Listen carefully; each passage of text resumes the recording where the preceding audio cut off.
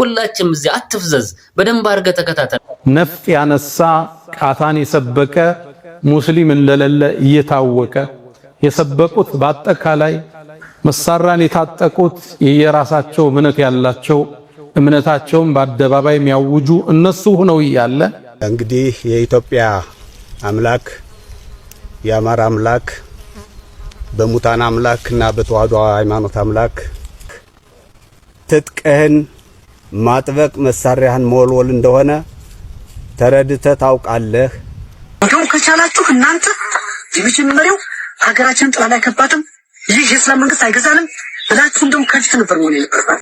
ሰላም የተቀመጠው ሙስሊም የደሙ ተካፋይ ለማድረግ ሲጥሩ ስናይ እኛ ይሄን አይመለከትም እንላቸው ዛሬ ግድ ይላል። ይህን ስርዓት የኢትዮጵያ እምነታችንና ተዋህዶአችን ማንነታችንና ወሰናችን ያጠፋ በጠንካራ ክንዳችን በአማራ ፋኖ ትግል መሳሪያን የታጠቁ ነፍጥን ያነገቡ ሰዎች እውነታው ግን ይሄ ነው። ሲያነጋግራቸውና በአካባቢው የቤተ ክርስቲያን አገልጋይ የሆኑ ግለሰብ በጥቃቱ ሚኒሻ የነበረው ወንድማቸው መገደሉን ገልጸው ለአድማ በታኞች እዛ ተመድበው ያሉ እነኛ ሶስት የሞታለ በ23 ሁለት ሞተዋል። አሁን በትናንትናው አንድ ሞቶ አንድ ቆስላለ። ከሙስሊም ደግሞ ያገር አባት አንድ በተሳፈኖ ብሎ አሁንም የተገደሉ አሉ። እሱማ የብሔር ጦር እንዲነሳ ነው አካሂዳቸው።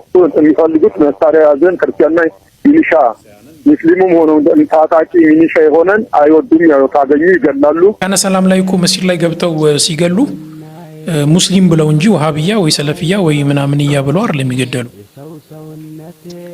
መስጂድ ላይ ገብተው ሲገሉ ሙስሊም ብለው ይገሉሃል።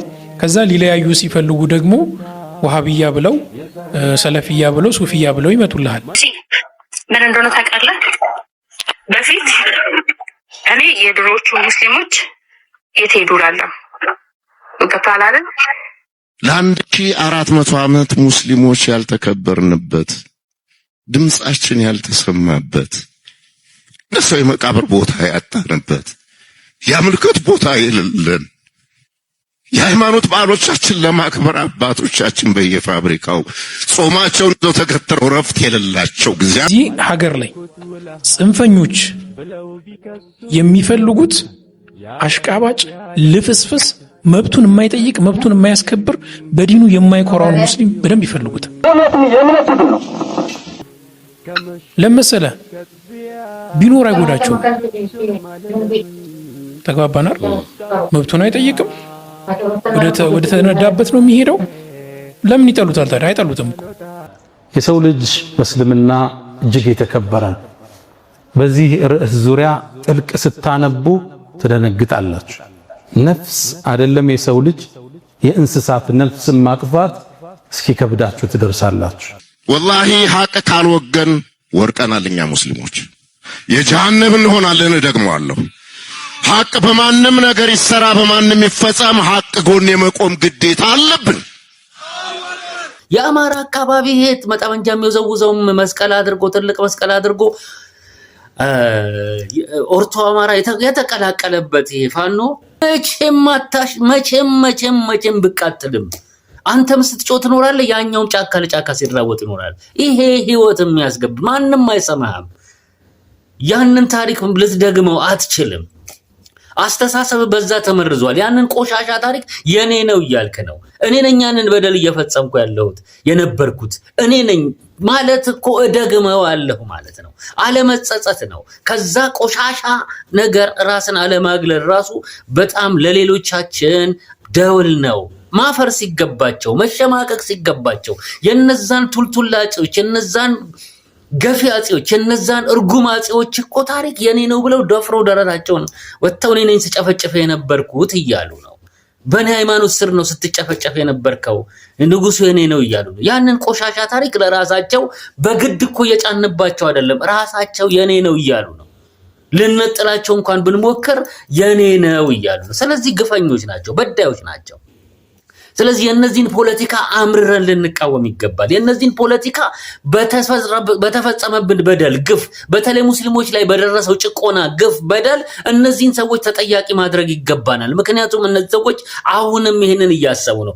ዳግም ለጭቆና እየተነሳሱ መሆኑን ማውገዝ አለብን። ዳግም ብሔር ብሔረሰቦችን ሊጨፈልቁና በአንድ ቋንቋ ስራ አድርገው ሀገር ሊያዳክሙ እየፈለጉ ነው። ደም ጠጪዎቹን ታሪክ እኔ ነኝ፣ የኔ ታሪክ ነው፣ እኔ መጥቻውንም ገና አንገትህን ይዤ ደምህን እመጣዋለሁ እያሉ ነውና ዝም ብለን እንደቀላል እንዴት ነው የምንመለከተው?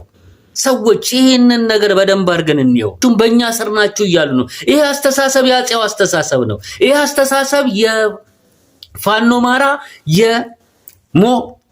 ሞዓ ተዋህዶ አደገኛ ጨፍላቂን አስተሳሰብ ነው። ሁላችንም ልንዋጋው ይገባል። እንደ ቀልድ አንመልከተው። እንደ ቀልድ እየተመለከትከው ነው ከሆነ በራሳችን እየሾፍን ነው። ስለተናገሩ ግድ መምታት አለብን። ቅስማቸውን መስበር አለብን። ዓላማቸውን መግታት አለብን። አስተሳሰባቸውን መቅጨት አለብን። ሁላችንም መቃወምና እንደውም ተጠያቂ እንዲሆኑ ማድረግ አለብን።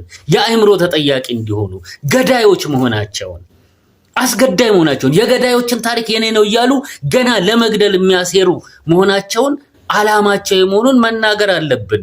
ምንድነው የምንተኛው? ማሳወቅ አለብን። ተግባ። ስለዚህ ሙስሊሙ